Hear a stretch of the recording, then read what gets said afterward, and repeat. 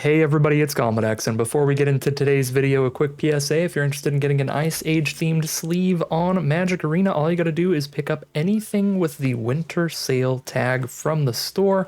So for example, I like the emoticon emotes, so I'm going to scoop those up here and also get my Ice Age card sleeve. If we go to our inbox now that we bought something from the holiday store, we get the added bonus Ice Age card sleeve. Into today's video. Hey everybody, it's Gomedex and welcome back to some more Magic Arena. Today we're going to be playing today's Midweek Magic Event, which is Omniscience Draft this week. This is the draft format where you get to cast all of your spells without paying their mana cost at all, which is pretty sick. It really changes your pick order to where you take cards like card draw spells incredibly highly and then like really high mana finishers because they're all going to be free. So pretty cool format. It's definitely nicer to see it in a Midweek Magic low stakes event like this than something you have to pay for, because then you don't have to get the feel badge of getting killed turn one before you can even cast a spell. This Omniscience Draft kind of rule set definitely leads to a lot of like turn one kills before you can even cast a spell sometimes, so it is nice to do it in a nice low stakes event like Midweek Magic. So without further ado, let's just hop into the draft and see what kind of crazy nonsense we can pull off today. So one thing that I need to note right off the bat based on how this pack looks is that with clue tokens, you will have to spend mana to sacrifice those clues. Now, you are going to get access to 1 mana of every color every single turn, so you could sacrifice 2 clues a turn. So these do still sort of work as like a draw 1 spell in addition to whatever else they're doing. So one of the clue token cards might be the best pickup here. The games go fast enough that cards like Grand that could theoretically draw a card once every turn tend to be a lot weaker than cards that just draw 1 immediately. So I think we'd rather take something like Messenger Hawk over the Grand. Another interesting part is there is Aang's Journey here. If we find the shrine that draws cards, that's probably going to be really, really good in this format, even if we just get like a couple copies of that shrine and then a couple of something else, especially if we can tutor it out.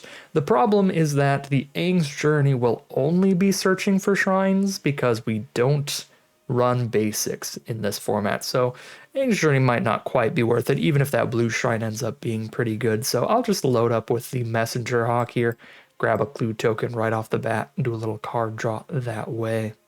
Pick number 2, there's a couple pretty good options here, the Geyser Leaper and the Tolls of War. So the Tolls of War is going to draw us a card when we play it, thanks to that clue token sack, and then because we're probably going to take a lot of cards that make clue tokens, it can spit out a 1/1 ally during our turn, basically every turn that we have this out, because we're probably going to take a lot of clues. But Geyser Leaper seems like it'll probably be quite great in this format as well.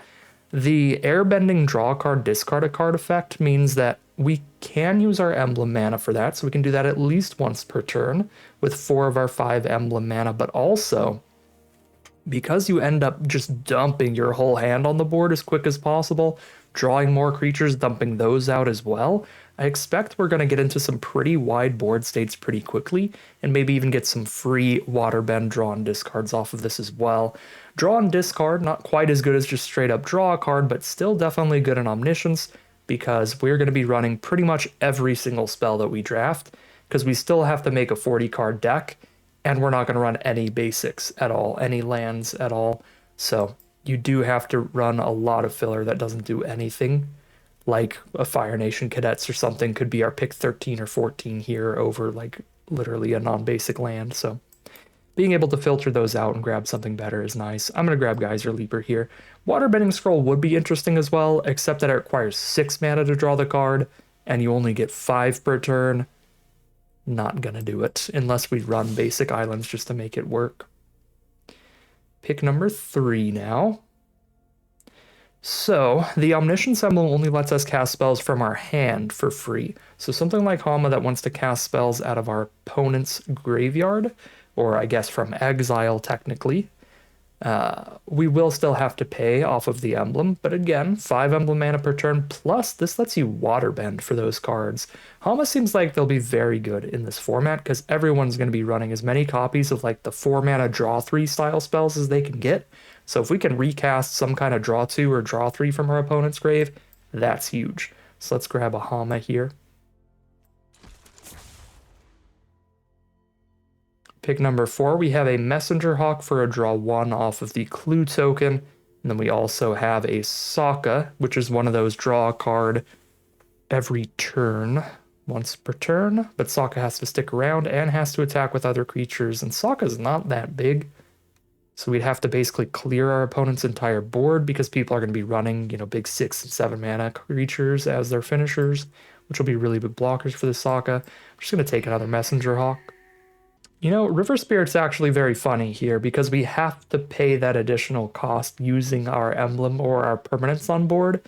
So River Spirit would actually be better in Omniscience if it was just straight up a 7 mana, 4/5 flying Scry 2. It's actually a little finicky to cast here. I think I'm just going to take Ember Island Production because we can't cast that in a turn where we've also sacked a clue unless we have multiple permanents on board for the Waterbend. I guess, again, because we are taking cards like Geyser Leaper, it's probably not the most difficult to Waterbend it out, but still. The Ember Island Production can do some pretty good things if we're duplicating something like a Hama. We're going to be taking a lot of creatures with Enter the Battlefield, Draw a Card, or Make a Clue style effects that the production can put in good work with. This is a very easy Waterbending lesson. Just straight up draw 3, discard 1 is massive. Absolutely massive in Omniscience. Pick number 7 now. Quench doesn't really work. Sandbender Storm could kill one of their big creatures, or we just take a dirtly finisher of our own, like a Cruel Administrator, or the other removal of Honest Work is actually a little bit better here in Omniscience than normally, because we don't really care that we're giving them mana. Yeah, Dirtly Finisher or Dirtly Removal are the options here. I'll go for the Honest Work. Pick number 8 now. No card draw in this pack.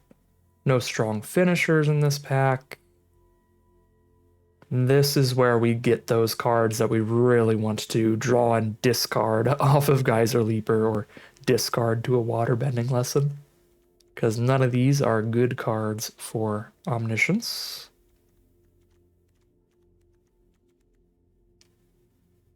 Just take a Hog Monkey here, I guess. We'll have the mana to exhaust. It'll be a 5/4 menace over the random flyer. It's one of those two.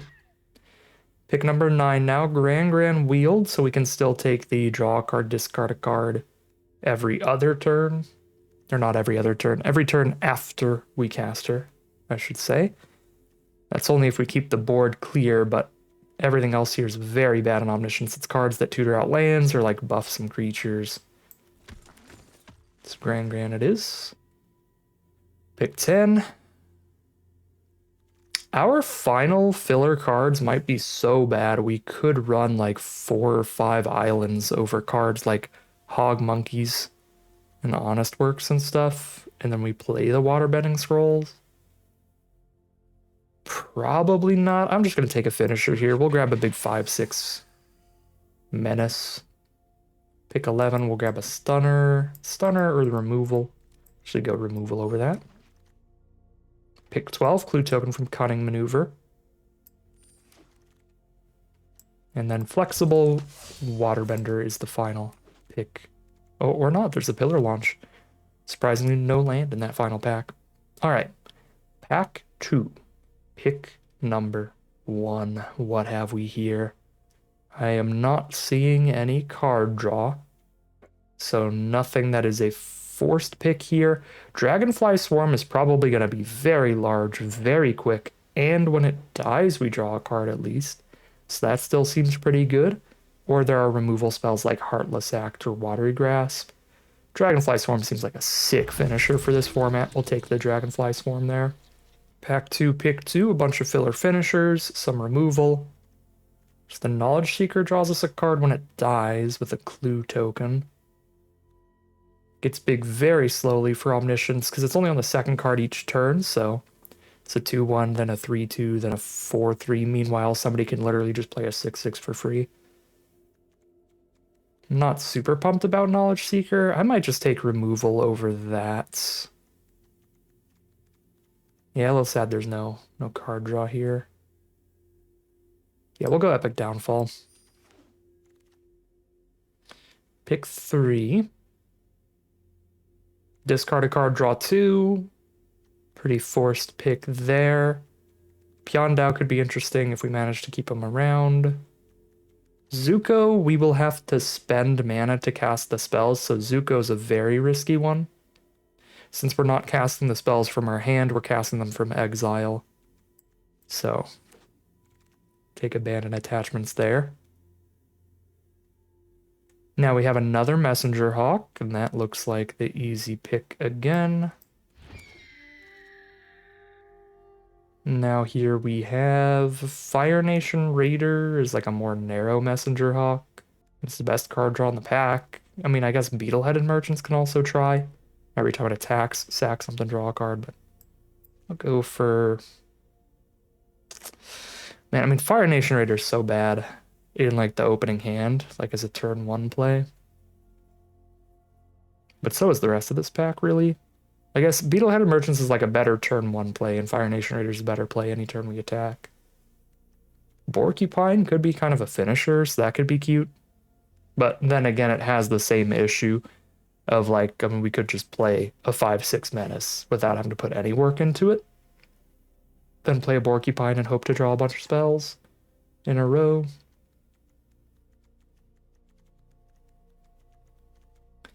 Yeah, I'm really not sure between Raider Merchants and like Porcupine here. I think they all seem on the mid-level of reasonable. But I'll stick to my gut. We'll take a Fire Nation Raider there. We have a lot of flyers that should help us quite a bit. Could get some unblockable creatures from Foggy Swamp Spirit Creature. Or we could take another draw one, particularly the Cunning Maneuver here. Since it makes a clue no matter what, we don't need to have attacked for it. There does have to be a creature on the board, but we can target our opponent's creature with this too and still get the clue. There is another Geyser Leaper that also looks really good. Actually, I think I might go Geyser Leaper over Foggy Swamp Spirit Keeper, again, because these games tend to go really fast, so we probably don't get an insane amount of those little unblockable creatures. Pick 7, another Mongoose Lizard Finisher. Sure. Pick 8, another Geyser Leaper, or Yuyan Archer is just an immediate discard a card, draw a card when it plays. I guess so is the Geyser Leaper if we use Emblem mana. And we do have a lot of 2 permanent cards like these Messenger Hawks. Make a Hawk plus a clue. I guess that's it though, just those 3. We don't actually have any others. Fire Nation Raider sometimes, but not all the time.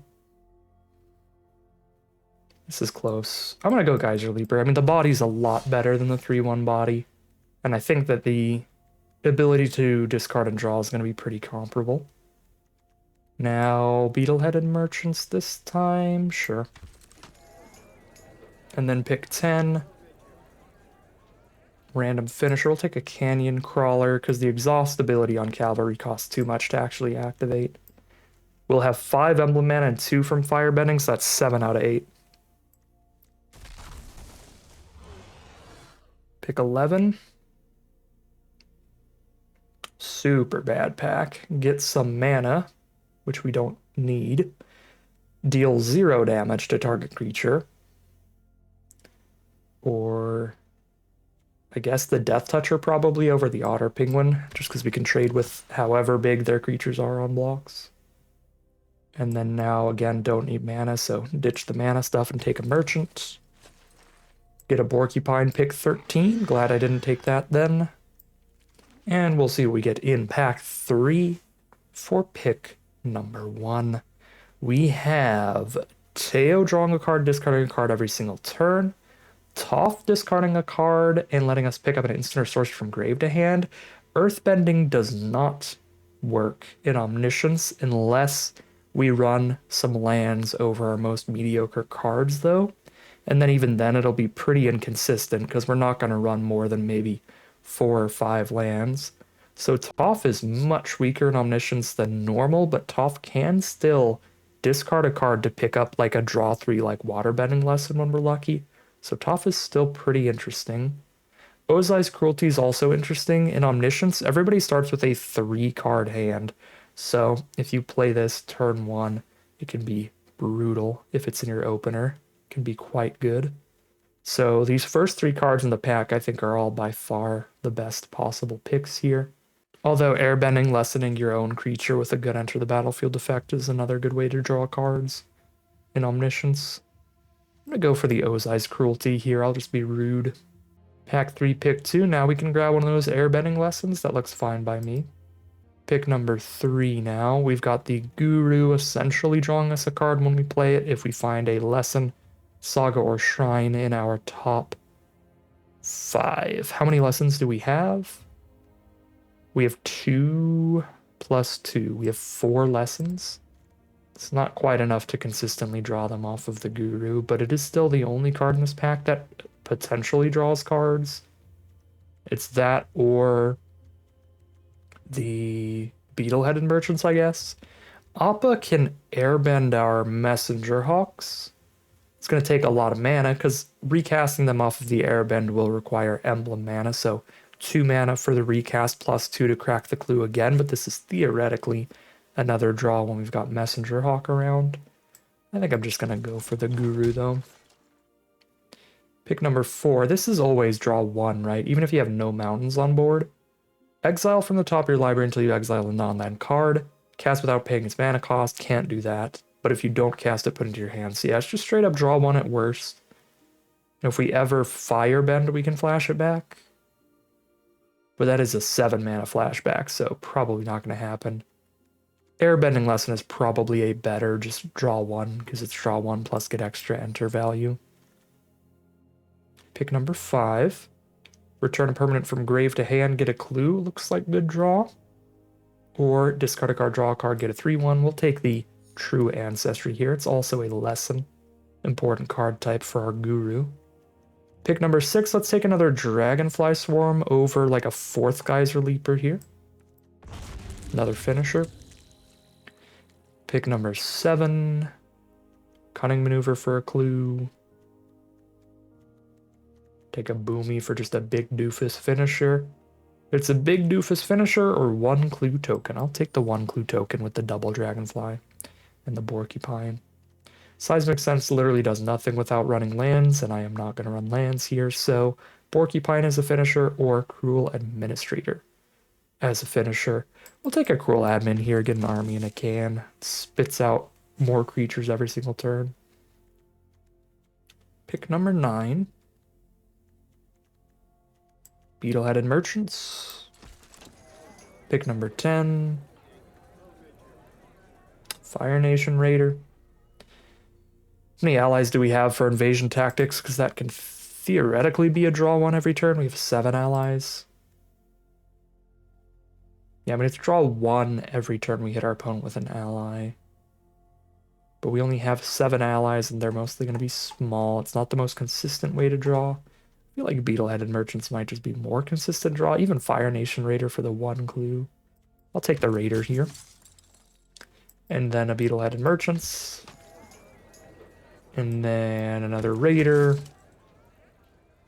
And a Big Idiot. Alright, this is a weird set to do Omniscience for, because there's a lot of cards that actually don't work in Omniscience. All of the Earthbending, when it's like a quarter of the new mechanic cards. But yeah, there's a whole bunch of clue tokens you have to spend the emblem mana on. If somebody airbends a card, then you have to spend emblem mana on recasting it. Weird Omniscience format, but obviously there's no deck building in Omniscience here. We just don't play the 1 card that specifically cares about lands. Here's our 40 card deck. We'll hop in the gameplay and see how this works out for us. Here we are on the play for game 1. No card draw in the hand, just really early creatures is going to be a mulligan. And there we go, Abandoned Attachments gets us rolling.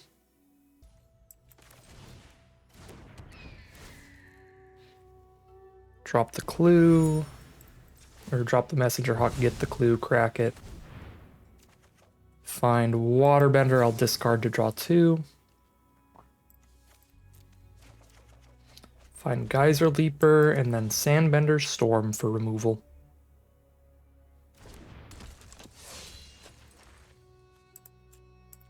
Draw and discard off of Geyser Leaper with the floating emblem mana.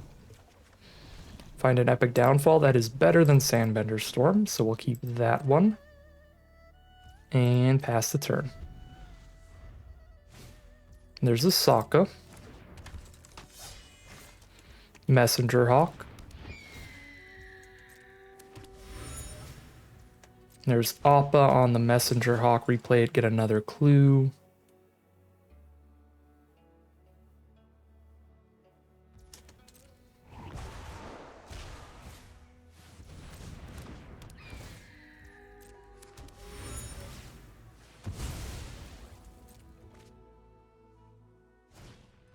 Foggy Swamp Spirit Keeper. And pass turn. I'm going to keep Downfall and use it on Appa here rather than ditching it. Ooh, play Hama first and see what we mill. Come on, just any spell. Double Waterbending Lesson, Accumulate Wisdom. Let's go. There's the concession from our opponent, because they know how Omniscience works. If you start casting draw spells, you can loop them together and go crazy. That's a really lucky concession, though, for us, because our draft pod was a really bad one for Omniscience. We found one single copy of Waterbending Lesson.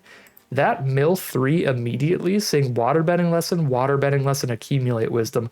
Those 3 spells already, I think, outclass basically our whole deck by Omniscience standards. So, very nice. Our opponent has been scarred by previous Waterbending Lesson spam decks. And we get the win nice and easily there. So we were going to downfall Appa and play Lesson, and then probably not have too much card draw from there. Maybe another clue or two and just get a little bit of chip flying damage. Still would have been anyone's game for sure, but it's a Midweek Magic, completely free event. It's a super high variance format. It is super fair to just scoop and get out of there. That is going to be 1-0 heading into game 2. Here we are for game 2. Starting on the draw here. This is a snap keep. We just have a Dragonfly Swarm and then the Abandon Attachments as the really important cards here. If we draw anything weaker than Mongoose Lizard, we'll ditch it to draw 2, but if we draw any like other draw spells or something, we'll probably ditch the Lizard itself. We'll see. Keep the opener. Opponent mulls down to 2, finds the Spirit Oasis. That is solid. And Omniscience. Alright, that's going to be draw 3 this turn, I believe. Oh, the legend rule's weird. They don't see each other. So they don't get to draw 3 off of that enter effect. They just draw 1 from each of them again. Airbend the Spirit Oasis. Yep, they're just going for it. SpiritOasis.exe. Dai Indoctrination. Choose a non-land permanent from it, and I discard the card. Sure, you can make me discard Dragonfly Swarm. Ooh, they choose the Mongoose Lizard. Nice.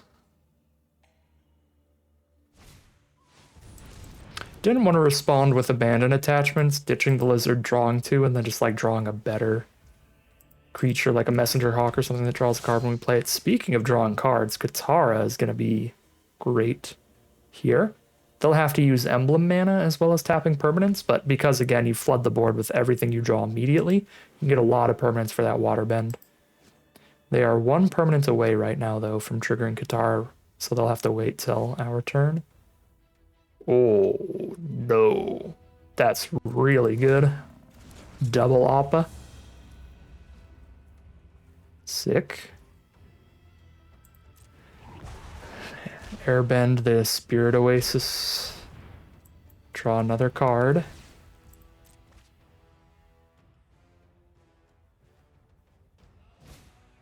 And there's their own Dragonfly Swarm. Cool. We find Borcupine. We'll ditch that to draw 2. They can draw 1 with their emblem, plus tap somebody.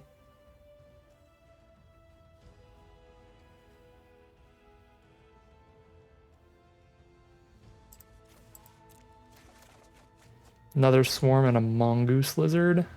Well, this looks like a pretty losing game.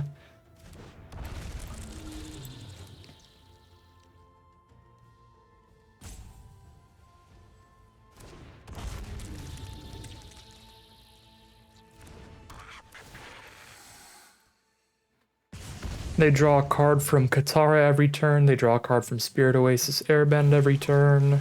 They already have much bigger flyers than we do. There's Master Paku and Foggy Swamp Vinebender. Why couldn't they have hit these filler cards earlier? They did mulligan it too. So maybe like these were in the opener.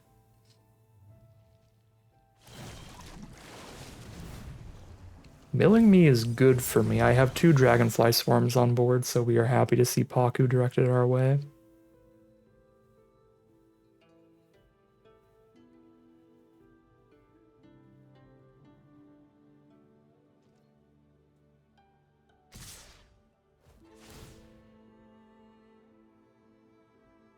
Sending the team, giving Katara flying and airbending the Spirit Oasis.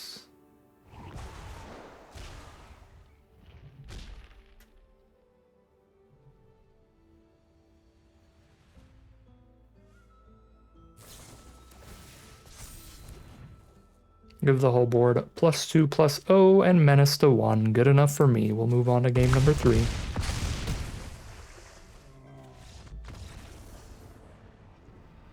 Here we are on the play with our 1 waterbending lesson, the best card in our whole deck for the formats. In the opening hand, decline that and ditch Hog Monkey. Drop Messenger Hawk. And Geyser Leaper. And we'll waterbend Leaper first, then crack the clue. I think I ditched the Raider here.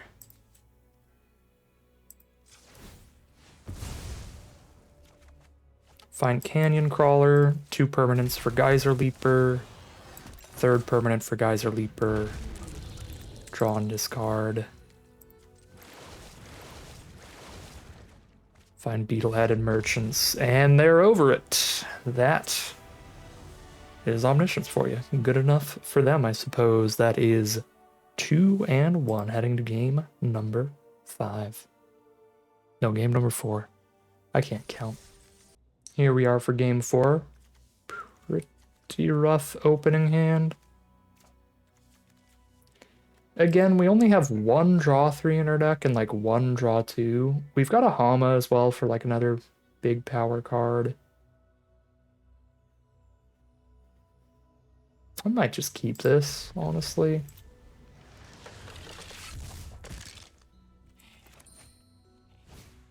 It's like if they have a great opening hand, like we're not gonna get out of it anyway. And this has like the beef to where if they just have a pretty mid opening hand, it'll win. Yeah, I think it can beat that opener. I think you can beat that opener, but there's a lot of 2 or 1 card hands we could have mulliganed to. That would be like just this with 1 less card, and then I'm much less favored here. So I think we just take the gamble there and hope they don't have like a draw 3 in the opener, which they did not.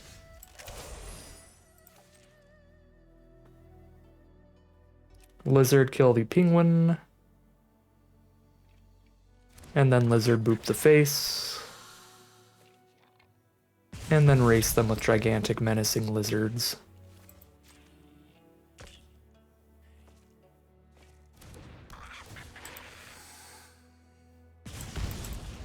I guess I'll draw my my extra card here and see if it finds anything good.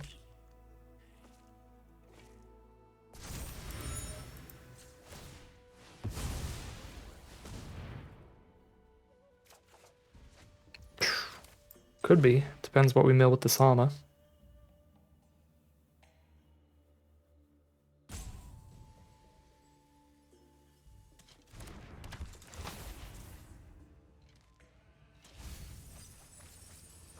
Bitter work? Sure.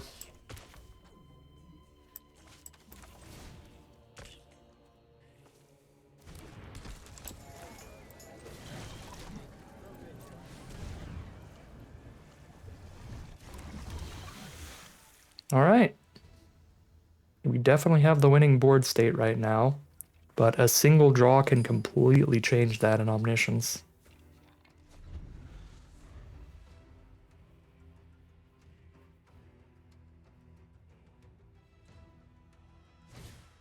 Foggy Swamp Vinebender does not change that.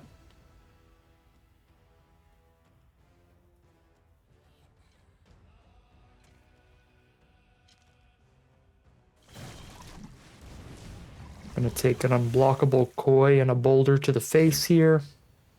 Go to 13. And then we will just jam in all of our beef, sack, and a Hama.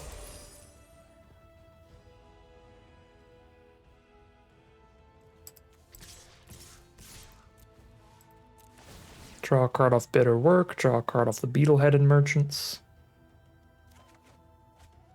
Find an Ember Island production. Okay, I'm no longer sacking Hama. I'm gonna production the Hama.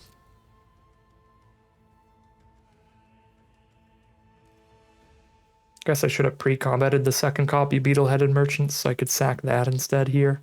I think that would be reasonable. It would make the first one out of reach of trading into the Vinebender and get us another card.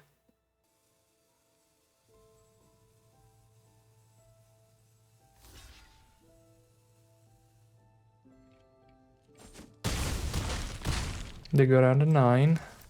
And we will duplicate Hama.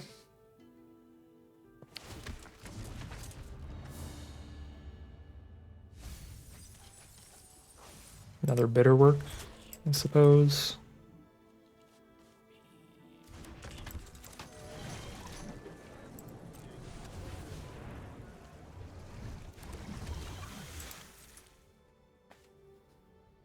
And then pass. We have the meats.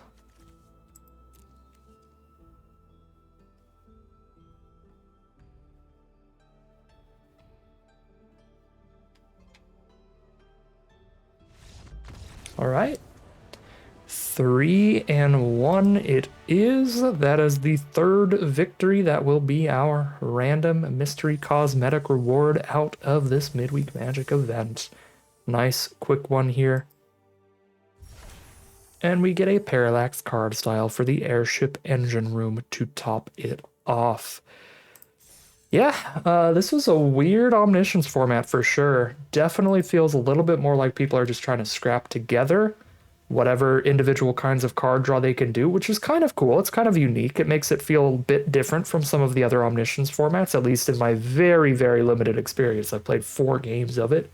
So maybe there is a whole lot of looping your whole deck stuff going on, but it feels like this set has a lower enough amount of card draw that people's decks feel a little more different than usual. That last opponent trying to scrap into some card draw with some Bitter Works is the way to draw some cards. We had an opponent trying to use like scries and shrines, and then airbending those shrines to redo them over and over to draw a bunch of cards. That was the most successful opponent we found. One of our opponents did have kind of the dream, a bunch of waterbending lesson stuff, but we managed to mill their waterbending lessons and use them against them with Hama. So it does feel like a little bit more scrapping for the card draw, which is beneficial in some ways in that people have all of these other more unique ways they're trying to use kind of multi-card synergies to draw cards, or by using clues to draw cards instead of straight up draw spells. You can't like go infinite and dump your whole deck in one turn like usual. But then the downside of that I was definitely feeling is it doesn't really feel as monumentally excitingly explosive as most Omniscience formats, where part of the fun of this is just going fully off the rails, going full Yu-Gi-Oh! One-turn kill mode, and just going draw 4, draw 4, draw 4, creature, haste. You know, like just doing absolutely absurd stuff. Certainly felt like a little bit less of that. Even our opponents who were like popping off, like the airbending opponent with all of their shrines, was just like, all right, here's a reasonable board pass. I'm going to get the kill in 2 turns here, guaranteed. I still could have chumped with the double swarm if I wanted to continue the game along, but as you saw, like with a bunch of our opponents conceding early as well, I mean, it's a free event. I'm super behind already. We'll just move on to the next game in this kind of midweek Magic event. So Yeah, interesting stuff. But I'd be interested to hear how you all feel about it. Was it like that in your experience? Did it feel a bit different than most Omniscience formats with the fact that you are spending extra mana? You're like actually spending emblem mana to draw cards a lot with all the clue tokens. Did it feel more finicky and like people were finding their own more synergistic ways to draw like it felt for me, where it was a little slowed down from normal Omniscience? And is that a positive to you all? Is that a negative to you all? For me personally, I think it's a little bit of a negative. I like the just complete 180 change of pace that Omniscience brings you, and this felt a little slower than that this time around. I certainly think one of the definite negatives of this set in Omniscience is that a lot of cards are almost completely invalidated. Basically, everything to do with the earthbending mechanic is really not worth it. You'd have to run a good chunk of lands that are just complete dead draws without the earthbending cards. So earthbending being as awkward as it is in Omniscience is certainly a downside to how this format plays in Omniscience pretty objectively, I think. So that is the one, I think, kind of inarguable negative. You could say that it is a positive that things are slowed down and less chaotic, even though that to me is a negative as well. But I think everyone can agree the fact that there's a bunch of cards that just essentially don't work in Omniscience does make the Omniscience format a little less interesting in that sense at worst. Anyways, I'm going to stop rambling now. We are going to move on, get recording another draft for tomorrow. That is going to end today's video. As always, I'd like to thank my patrons and YouTube members for their support, as well as you for watching the video. If you enjoyed it and are interested in seeing some more, you can always like, comment, and subscribe to tell the YouTube algorithm send us more in the recommended feed. If you'd like to support the channel directly, you can check out the Patreon link in the description below. And other than that, as always, thank you very much for watching, and I'll see you again soon for some more Magic Arena.